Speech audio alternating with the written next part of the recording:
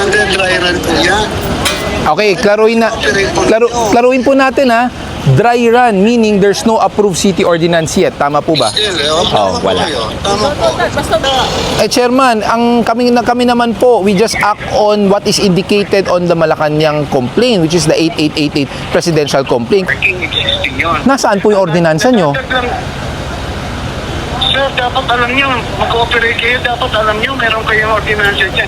Sir, Nasa one-side parking. Chairman, anong kailangang alam namin? Sino ba gumagawa ng ordinansa? Di ba po kayo po ang nagsasubmit sa City Council. That's why we coordinate with your barangay. You don't put the blame on us. Po, sir.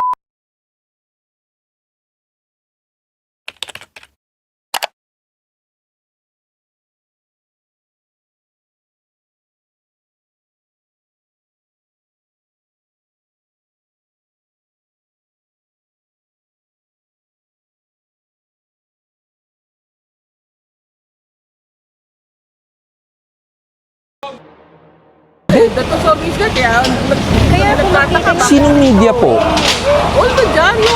Mali po. No parking po ang kalsada. There's no such thing as double parking is allowed. Dati po. Biglang sinara. Bakit po may dekade?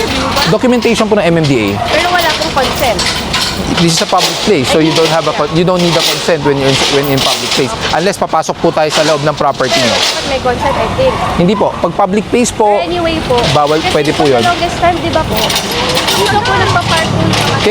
Kaya po siguro nireklamo yung kalsada nyo sa Malacanang. Saan ko po ito i-ano? Tumana Marikina po. Saan ko po ito i-ano? Tumana Marikina. Saan po? Tumana Marikina. Naman, grabe. Pero alam ko, dahil yung one way na yan, nahirapan kami. Pag nag-grocery ka, ikot pa kami talaga. Hindi po kami ang Dahil daho, double park pwede. Hindi naman sinabi double park pwede. Anyway. Di ba, ang sabi, may one side na parking. sikap po ba yan? Sikap. Akin na po. Hindi, sikap. Ang dali lang. Pero okay na yung kausap mo. Hello, Chairman. Sino po sila? Si Gabriel Go po. Ay, sir, galing Oo. po dito yung tao ninyo. Correct. Kasi yung kanina po yan, ilang beses na po yan na nare-reklamo dito o nagre-reklamo.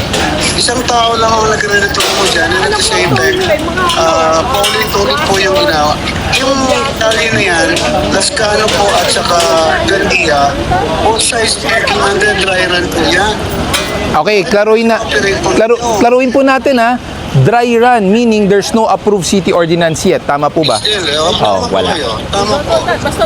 Ngayon, How long has the dry run been going, Chairman? Kasi po, yung complaint po nang galing 8888, which is presidential complaint, and indicated po doon, last January 2026, there was an operation that was done here.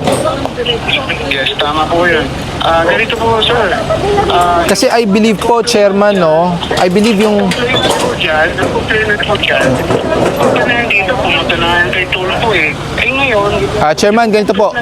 Wait, ganito po, kasi madedelay po kami, ang dami pa namin i-operate. Hindi ko po kilala sino complainant, kung anong pong... kung sino yung complainant dyan, Hindi ko po kilala. tulit po siya eh. Eh, ako kasi, dito kami sa barangay, we know.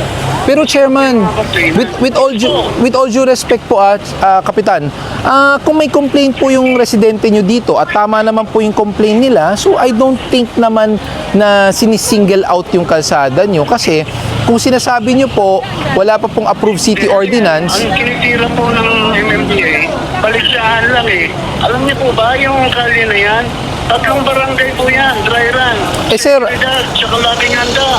Chairman, kami naman po, we just act on what is indicated on the Malacanang complaint, which is the 8888 presidential complaint. Kung gusto nyo po, Every week po sir, may nagpo-complain sa amin, nakakatanggap kami ng complaint dyan. pero Chairman, tama naman po yung complainant kasi wala pang approved na city ordinance. Tama po ba? Wala pang city ordinance, pero under dry run po siya. Paano po natin how long na po yung dry run? Siguro na mga 6 to 8 months. Oh, that's too long already. That's too long already, Chairman. Pasensya na po. Kasi ang na po kayo siguro ni Councilor Mari Rodriguez. hindi po, Siya yung barangay chairman ng Laging Handa. So at the same time, siya ang nag-workout yan. Pero kami dito sa barangay, kawawa naman yun. Dahil sinasabi namin sa tao, both sides parking. bakit niyo po sinasabing both side parking kung wala pong aprobadong ordinansa?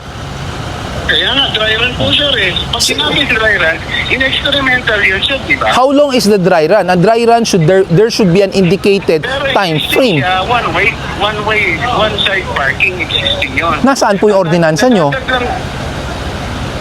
Sir, dapat alam nyo, mag-ooperate kayo, dapat alam nyo, meron kayong ordinansa dyan. Sir, Nasa one side parking. Chairman, anong kailangang alam namin? Sino ba gumagawa ng ordinansa? Di ba po kayo po ang nagsasubmit sa City Council. That's why we coordinate with your barangay. You don't put the blame on us. Po, sir, Kayo po ang may lapses. Ang one side parking, so existing po yan. Nasaan nga yung ordinansa nyo? Bakit hindi pinakita ng kung sino man pong pumirma?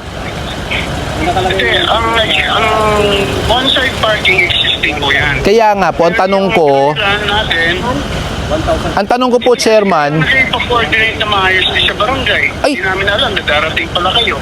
anong hindi kami court na maayos? Pinirmahan. Sino po pumirma nun? Sisihin nyo po yung pumirma nun. Ba't hindi binigay ang ordinansa nyo? Dapat hinihingi nyo kasi Boss, meron kami dito basahin nyo po yung coordination letter. Indicated po ng malinaw doon.